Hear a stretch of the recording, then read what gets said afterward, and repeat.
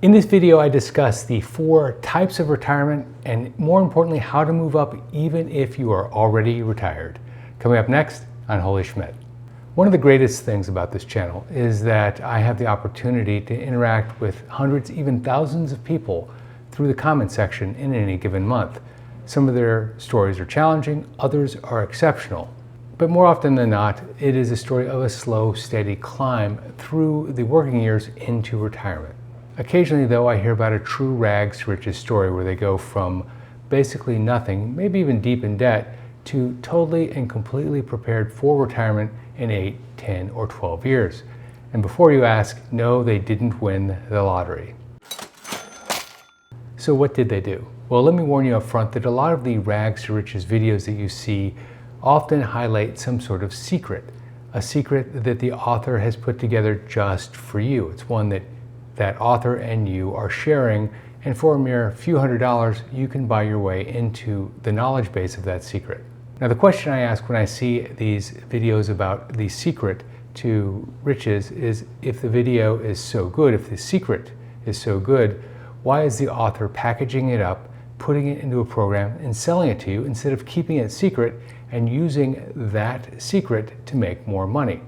The other way, by the way, is if they have a unique idea that just takes off. It happens, but that type of outcome is as much luck as anything else, unfortunately.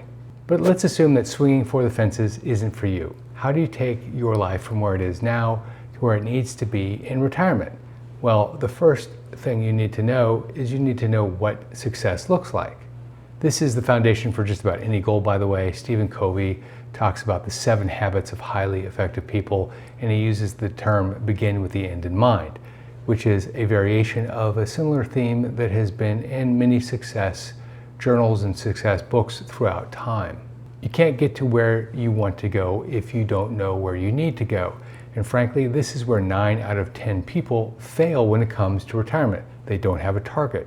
So first, let's identify what the 4 different types of retirement are.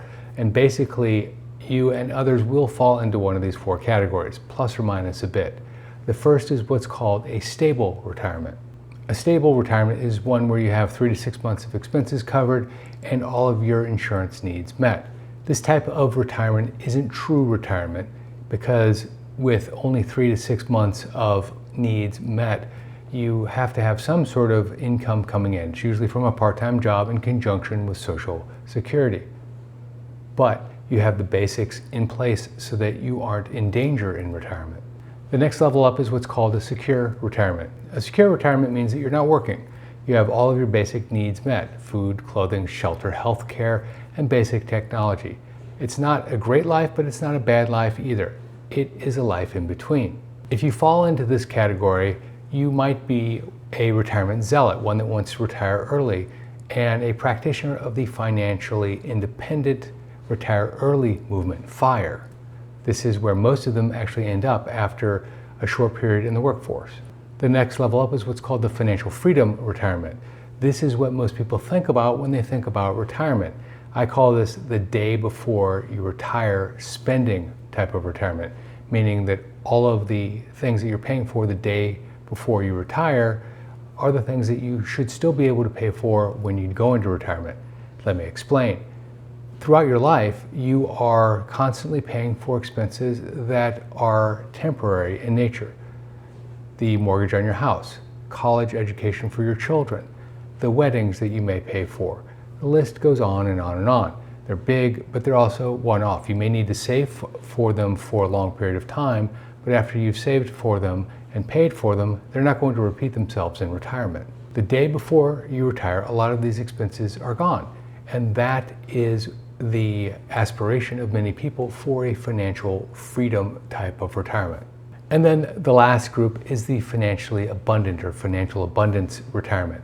This group actually expects to spend more in retirement because they now have the time and they've dedicated their entire working life to that moment when they can go out and unleash. They can clear their bucket list, they can buy the things that they can really enjoy that they didn't have time to enjoy before. It's a life of adventure, it's a life of plenty, but very, very few people actually achieve this last level. Now, You have the basic roadmap of the targets. And to be candid, if you shot for the first target, it's probably reasonably easy for most of you to get there, assuming that you were willing to work a part-time job and you qualified for Social Security, and you did a few other things like manage your expenses. Now let's assume that you want more from retirement than your current trajectory if you're working, or where you are currently if you're already retired. You basically have two levers to pull. The first lever is time, and the second is financial engineering. Let me explain what these mean. If you've made the decision that improving your retirement is job number one, you may need to move down to move up ultimately on the retirement ladder. The most common way to do this is to get a part-time job and build your retirement savings, for a few years anyway. This has the added benefit of you spending your time working versus spending time and money out there in the world doing other things. We'll get to financial engineering in just a minute, but let me cover off what to do if you are still working and you want to utilize time.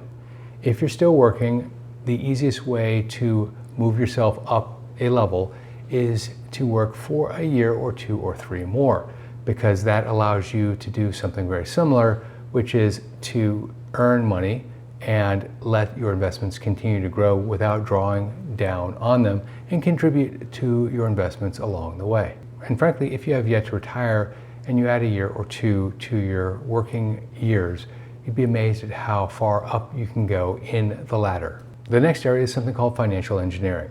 Now, the term financial engineering can be used in a lot of different ways. Oftentimes it's used in conjunction with investments and leverage, and it's a very dangerous term. I would never recommend that you engage in financial engineering with your investments. What I'm talking about is financial engineering with your lifestyle. Let me explain. Financial engineering in the context of what we're talking about basically means looking at how you spend your money now and plugging any leaks that you have in your cash flow. And importantly, taking advantage of a few simple financial tricks that are available to anyone. This all boils down to you arranging your life to maximize the impact of the dollars you have to spend. And that's what we're going to talk about next.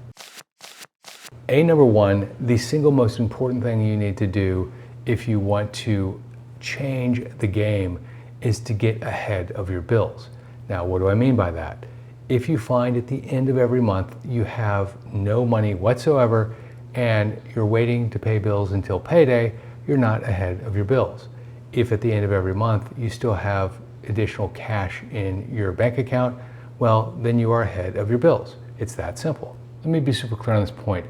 If you can't get ahead of your bills, you can't retire well, because you will end up paying a lot of money in penalties and interest costs that you wouldn't pay if you were out ahead of your bills. You don't need much to start, by the way, $50, $100, maybe even $200 a month if you're ambitious, but this will have a snowball effect on other elements which we'll talk about in a moment. Longer term, getting out ahead of your bills means that you will repair your credit or improve your credit, which means that you can get financing at a lower rate. It also means that you can take money and pay off debt. Super important, particularly if you're carrying credit card debt, which we'll talk about shortly. Also, by getting ahead, you'll be able to take advantage of early bird discounts, which are really, really important.